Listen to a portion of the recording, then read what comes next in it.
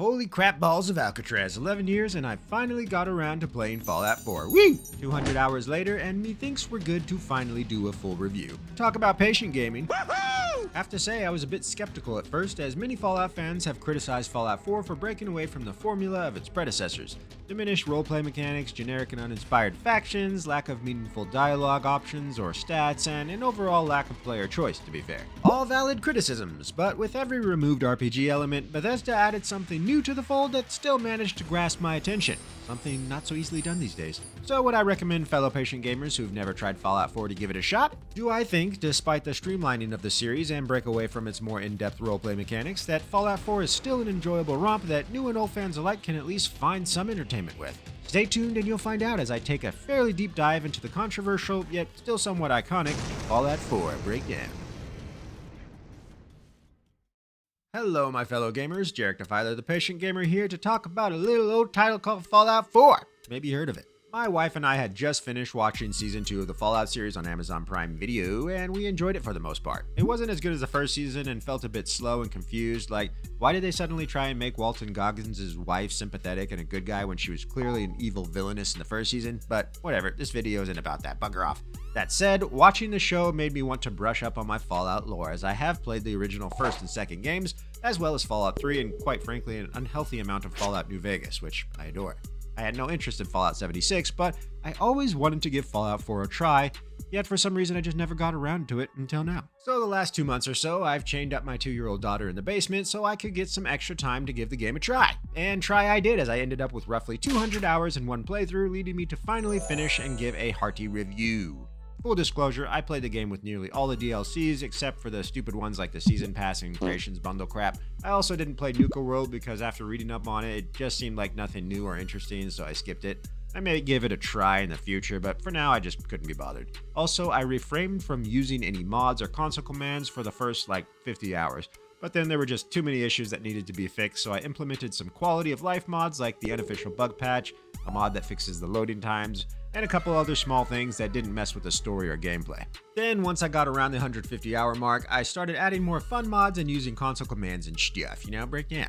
Whenever I do a first playthrough of any game, I always do a vanilla run, but Fallout 4 just had lots of issues that needed to be remedied, so there you have it. But before we get started, please be a patient gamer pal and like the video, subscribe, and share it with your fellow gamer buddies if you'd be so kind, as it helps out this sweet little channel of mine. Sweet channel of mine. So where to begin? For those not familiar, Fallout 4 is your standard Fallout fare based in a post-apocalyptic Boston, Massachusetts, known as the Commonwealth. The story isn't anything particularly special to write home about. You're a 200-year-old vault dweller waking up from a cryogenic freeze to find your neighborhood all gone, as well as your wife being murdered in the pot in front of you and your son missing. The main objective you start out with is to venture into the realm of radiation, raiders, cult fanatics, and mutated insects in order to find your son Shaun. Again, nothing special, and it has issues with the writing that we can dip into in the criticism section. But as you move out into the new world, you're recruited into the Minutemen, a faction of do-gooders looking to improve the lives of the denizens of the Commonwealth by forging, building, and defending settlements. This is where the majority of my time was spent, oh yes, but more on that later. Given I only did the one playthrough, I played it in the most basic, formulaic way I would expect Bethesda would want the player to proceed. So I just followed the quest markers right out of the gate and ended up meeting and joining the Men of Minutes. So I'm sure there are ways you can just avoid the Minutemen at the start, choosing to go your own way and doing whatever you want. But once you join them, you create a settlement in Sanctuary, your old neighborhood before the war, and that's how things get started for you in the Commonwealth. Generally, you will have a settlement that will be your main hub that you can store all your things in and take missions from Preston here, the Minuteman boss, before he just randomly makes you the boss after meeting you for some reason. So I made Sanctuary my main base, but as I established more settlements and began building them up, I found other locations that I just enjoyed a lot more. I guess this would be a good place to give the biggest praise when it comes to Fallout 4 for me, that of building settlements. I thoroughly enjoyed this. If you're at all familiar with my sexy little channel, you'll know that I love factions, relationships, and building things in my video games. As such, I really love the Fallout 4 settlement aspect, warts and all, as it does have some issues, especially when it comes to the building mechanics. That said, I probably spent the majority of my time in the game just building up my settlements. It's loads of fun. So how does this work? Well, as a member of the Men of Minutes, you will be tasked with going to various homesteads, farms, gatherings, and whatnot, and providing your assistance. This generally comes in the form of defending the settlement from raiders, attacking a nearby encampment of super mutants or feral ghouls or something, or rescuing a kidnapped person. Once you complete the task, the settlement will decide to join you as an ally, thus granting you access to a workshop in that settlement. Workshops are the crafting bench that allows you to build in a given area, and there is a plethora of things to build here. You can make all manner of furniture, buildings from wood, steel, or concrete. You can even gain access to vault assets once you complete the Vault Tech Workshop DLC. So with all these things you can put in each base, you can build some fairly intricate and unique settlements. I love this and could honestly just spend all my time in the game just making buildings for my settlers. So much fun. That said, there are many issues that come along with the building aspect as well, but again, more on that later. So once you incorporate more settlements, you can task a settler to make a caravan to each one, allowing for supply lines to be established that will grant you all the building materials you have in your workshop to be shared across each settlement in your network. You can also equip each individual settler and assign them specific tasks in the settlement, such as being a guard, scavenger, farmer, or shopkeeper or something. It's a blast. I would spend tons of time just crafting some powerful gear so all my settlers would be beefy as hell. Naturally, all the women in my settlements are required to operate in their undies, so saith the law of the Defiler. I would take special consideration for my caravan runners, giving them particularly powerful gear as they are trekking along the Commonwealth. However, it turns out that once assigned as a caravan, they become essential NPCs and can't be killed, which I think is more than appropriate actually, otherwise you would be replacing them like all the time. Also, once settlements are established, they will still require assistance at times, such as fending off a raider attack or helping to clear out some nearby super mutants and the like, so you will have some interactions still going on with them as time progresses. But if you build up their defenses really well and supply all the settlers with good gear, they'll be able to fend off any attack no problem. It's pretty cool. So yes, settlement aspect, fantastic. I give it a 17 out of 5 vehicular manslaughters. But there's plenty more in Fallout 4 to pique your interest, I'm sure. One thing I always will say about these older Bethesda titles is that despite all their flaws, and there's always a lot, they were still always really great at providing a world to just explore and get lost in. And the Commonwealth, I feel, is pretty packed full of things to see, people to kill, and stuff to do. I would even go so far as to say that it feels more alive than Skyrim, which I consider to be a very atmospheric and immersive world. But still, Skyrim holds a special place in my heart and will probably always be my #1 favorite world, even though Morrowind is my favorite Bethesda game. But everywhere you go and turn in Fallout 4 rewards you with some little or big thing to experience. You'll run into NPC caravans that aren't yours, so you can trade. Sometimes they might be fighting a pack of wolves or feral ghouls and you can help them out. There are junkyards you can stumble across that has a group of powerful sentry bots guarding it that may or may not attack you. The downtown city area is particularly lively in that you will have entire skyscrapers occupied by super mutants or raiders that took it over and will attack you on sight, but oftentimes you will come across them battling each other, so you could just join in, slaughtering them all, or just let them duke it out and then pick off the winners. It's a hoot. It's always fun to hear some gunfire off in the distance and seeing lasers shooting across the sky as you worm your way closer, just to find a pack of Assaultrons fighting it out with the Deathclaw. Loads of fun. And none of this tends to involve any specific quest or guidance. You just go out and explore and you'll find yourself in all these fun little interactions. I always loved that about old school Bethesda, and they did quite a good job in that regard with Fallout 4, so yeah, break down. Now, it's not all just exploring and wandering about. You will have your main quest lines as well as a bunch of side ones. For the most part, the main quest lines with the factions and finding your son and all that are serviceable. They're nothing special or fancy. This ain't filet mignon here from McDonald's, but I wasn't irritated or bored playing through them either. I thought they were fine, I guess. Just not something you'll be remembering really in the long run. The 3 factions outside of the Minutemen that make up the main quest lines are the iconic Brotherhood of Steel, tech collectors and pro-human fanatics, the Railroad, a group of synth sympathizers, synths being artificially constructed humanoids, and the Institute, the secretive faction that creates said synths and exploits them, considering them no more than slaves, basically, whereas the Railroad considers them people. I wonder what point in history this correlates to. The Declaration of Independence. I found these themes and concepts to be interesting enough. I sided with the Railroad on my playthrough, but I joined all the factions and worked through the quest lines of each up until the very end, where you have to make some serious decisions on who you're going to ultimately side with because they're all fundamentally at odds. So there's a decent amount of replay value there for you if you're heavy on story, which I tend to be in my RPGs. But again, the story is nothing to write home about, pun intended. Now on top of those guys, you have another cult faction called the Children of Atom. Have to be honest, these dudes are probably my favorite. They're radiation fanatics that worship all things nuclear and who love to bask in the glow, aka radiation. Thing is, some of them are actually immune to radiation, so it kind of gives their culty side some weight. That said, it's likely just a genetic mutation passed down among generations or something, I suspect anyways, but still, the game has fun with it, and in the Far Harbor DLC, you can join the cult and take part in one of the better quest lines of Fallout 4. Aside from those factions, the world is filled with raiders, super mutants, feral ghouls, gunner mercenaries, mutated creatures and insects, and a variety of bots, particularly with the Automatron DLC, for you to smash heads with. So yeah, there's no shortage of enemy variety here. And I can't recall if Fallout 3 had this, but in 4, as you level up, some enemies will gain legendary status where they are far more powerful than their peers and will always drop a unique item. Granted, these items do become somewhat repetitive over time, as you will start to see the same stats and whatnot as the game progresses. But that was after well over 100, maybe even 150 hours for me, so I wouldn't necessarily say it's a bad thing. The game can only have so many things in it at once, am I right?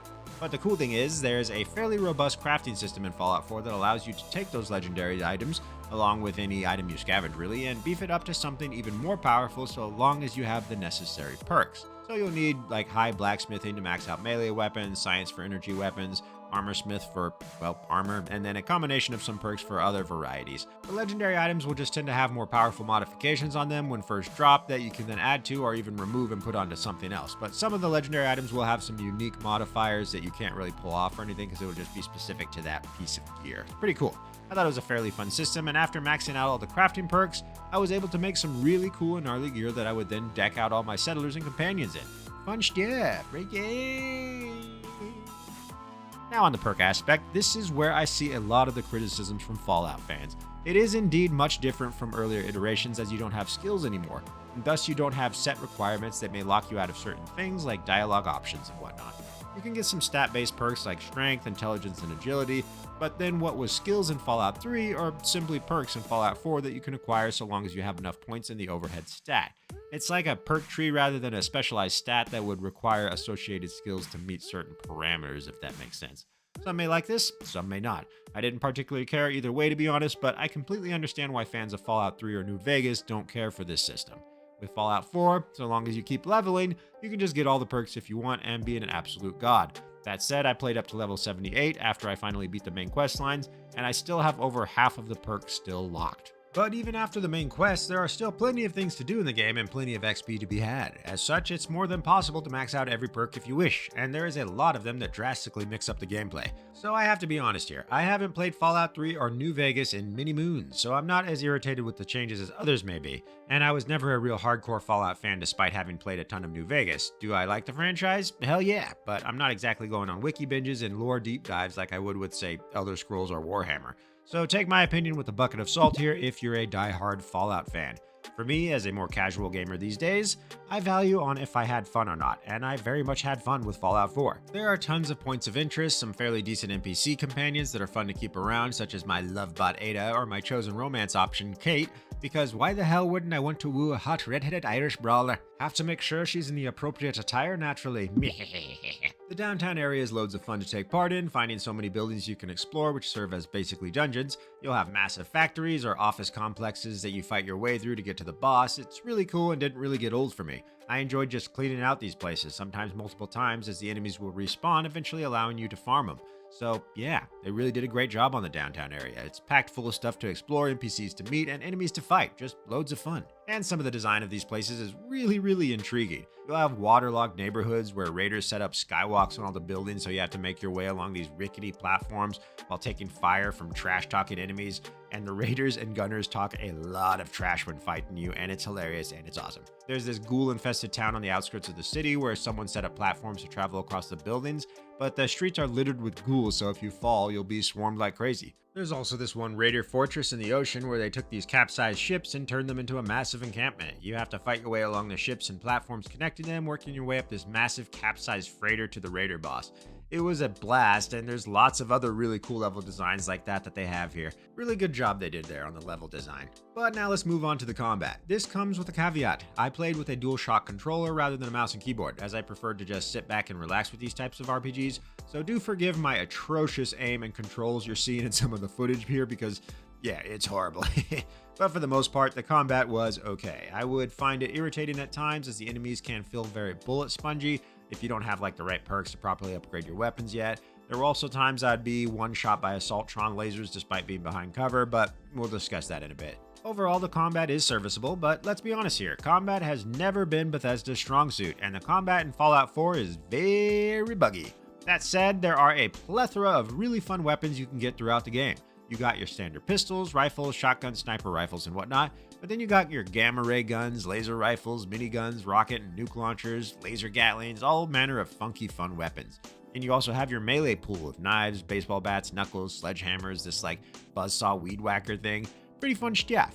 Now, I will say that the crafting aspect ties into how the weapons feel a great deal, as I would come across some that I just didn't enjoy when first trying them out, but upon beefing them up with crafting to my liking, they became some of my most used weapons. Lots of variety and fun to be had there.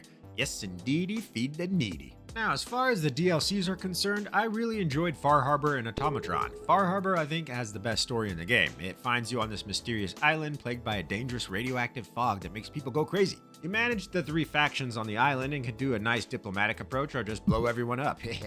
Don't want to get into spoilers here, but I think it's the best of the DLCs. Automatron is a smaller but still enjoyable ride that introduces more robots and robot crafting, so you can basically create this massive harem of sexy robot women. You can create a massive army of robots to guard your settlements or come with you as a companion.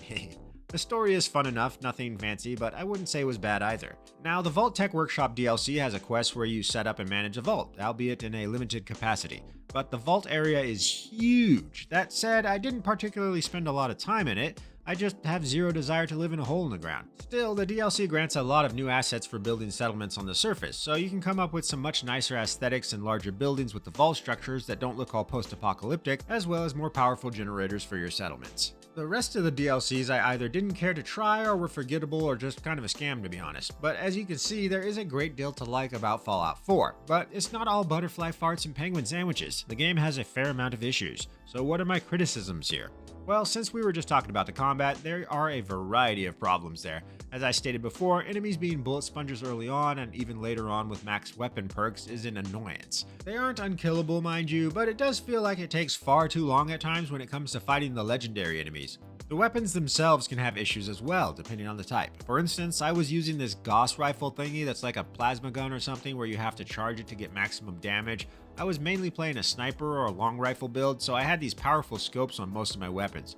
Thing is, with this particular gun, when charging and zooming in, there was a bug that would prevent it from firing at times, so I would charge it and then release the trigger just for it to not go off. I would then have to keep zooming in and out over and over for it to finally fire.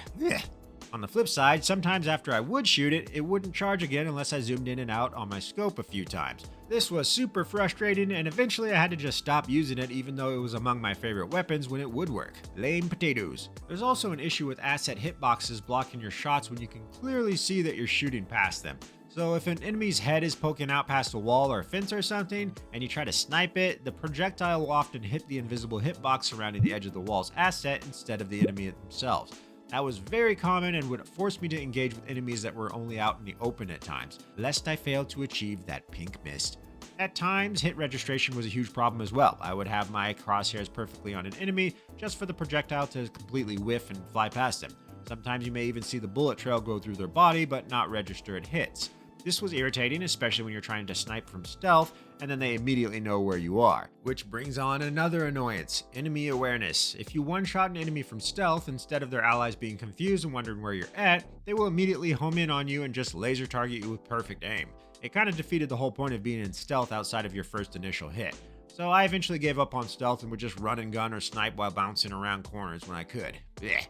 Sometimes enemies will just vanish during a fight as well. You'll be shooting them one moment, the next they're just gone. This also happens after killing them. I lost out to some legendary loot before due to an enemy's corpse just disappearing into the ether. Some perks are bugged to hell during combat too, such as the second sniper perk that has a chance of knocking enemies down with scoped rifles.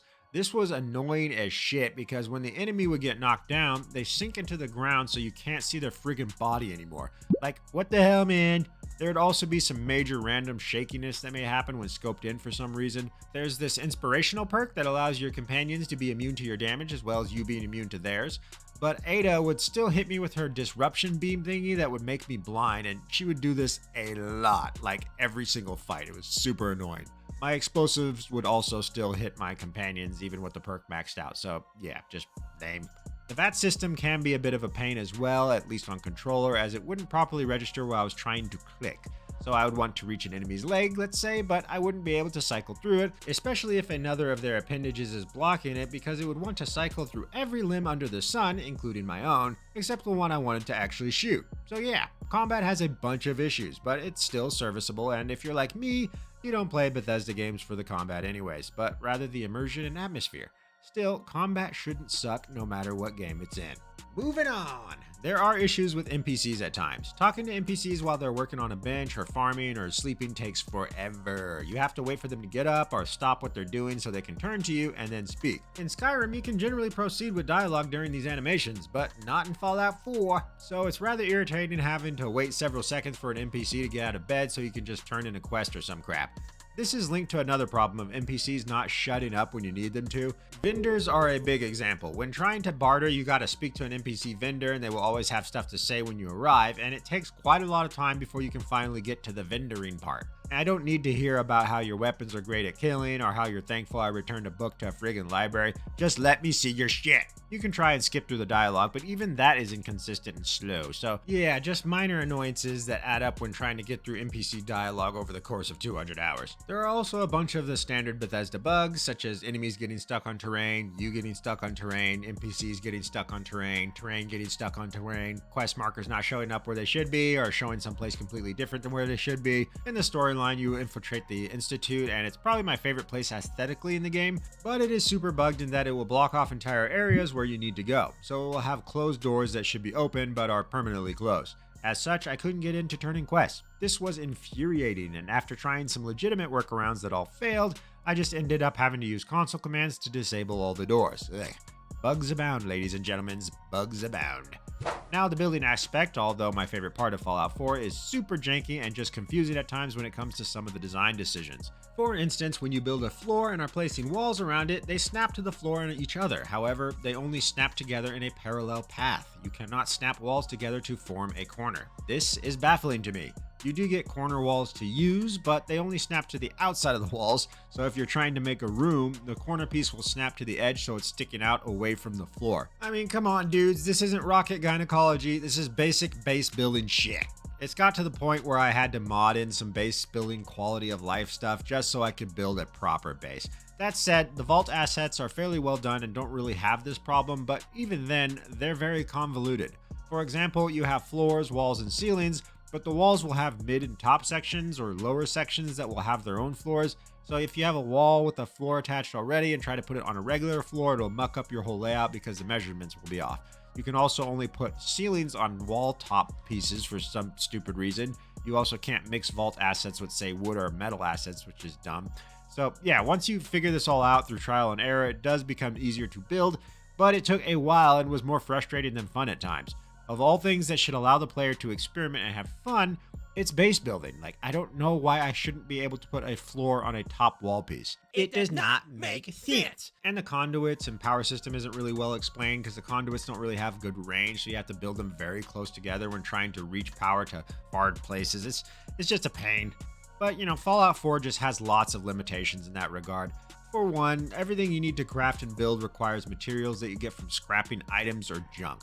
And when I say junk, I mean literal junk. It's actually called junk in your inventory. This will be trash and crap you pick up all around the game world. Each piece of junk will be made up of a crafting material of some sort. So cans may have aluminum, fans may have screws and steel, hammers, wood and steel or something, things like that. But the problem is you need tons of it, like copious amounts if you want to build some larger structures. And it all weighs something, so you will find yourself constantly over encumbered when you're out delving dungeons or doing quests, and you don't want to leave anything behind because you will need it. So that's a positive and a negative, I suppose. On one hand, it's actually cool that you can use virtually everything in the game for crafting, but on the other hand, you need so much of it that it quite literally weighs you down, both in encumbrance and in psyche, as you're trying to figure out what materials you need more and what to take and leave behind just to come back and pick it up later, and it's just like, ugh, ultimate ugh, Main Street ugh. This could all be solved with simply not having weight on junk. Ammo doesn't have weight, miscellaneous items generally don't have weight, junk shouldn't either, especially when you need so much of it over the entirety of your playthrough. It gets to the point that it feels like the game is forcing you to max out your strength and carry capacity perks early on just so you can haul junk. and I was done with it. By the 150-hour mark, I just started console commanding all the materials I needed into my workshop because I just wanted to build stuff without all these bullshit limitations due to over-encumbrance. Boo. Which brings me to another settlement limitation that I abhor, that of size capacity.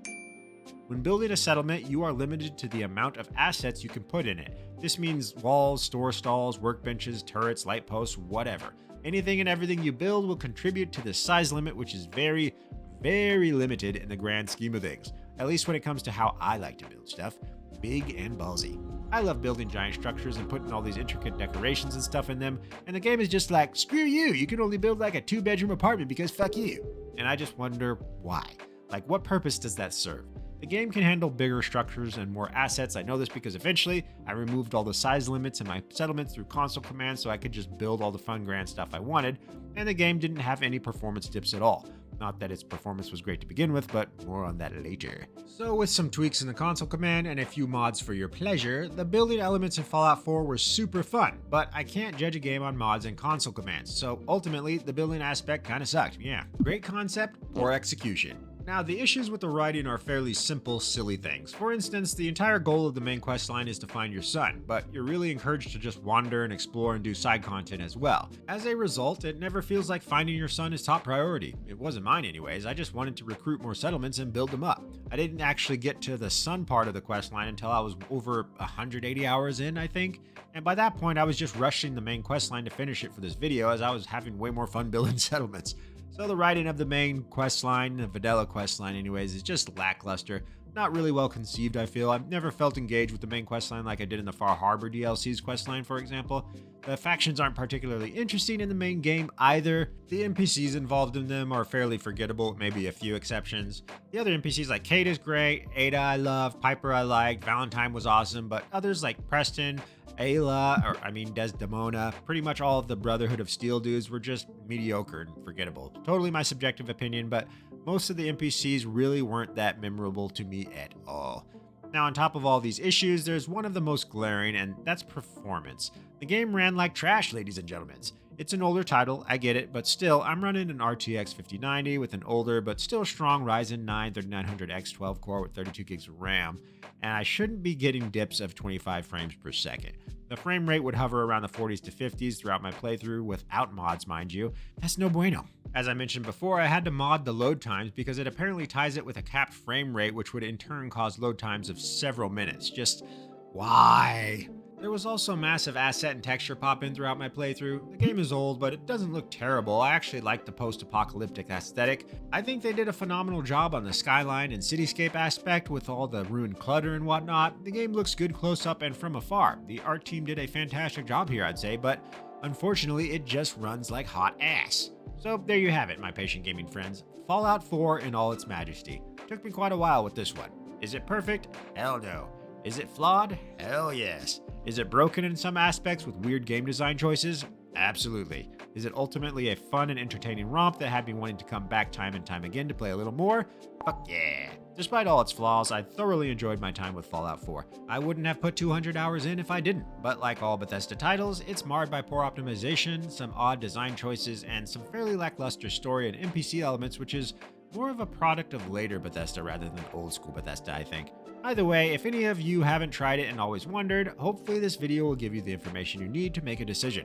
I, for one, will undoubtedly continue playing with copious amounts of mod support so I can build skyscrapers and fill it with my sexy robot hair. Anyways, thanks for watching this long, hope you enjoyed the video. Be sure to give a like, share it with your gaming buddies, and subscribe to support the channel. Would be much appreciated. This has been Jarek Defiler, trouncing through the Commonwealth. Cause war never changes its undies. You all have a good morning, afternoon, evening, or night, depending on where you are. And go smash some ghouls, yeah.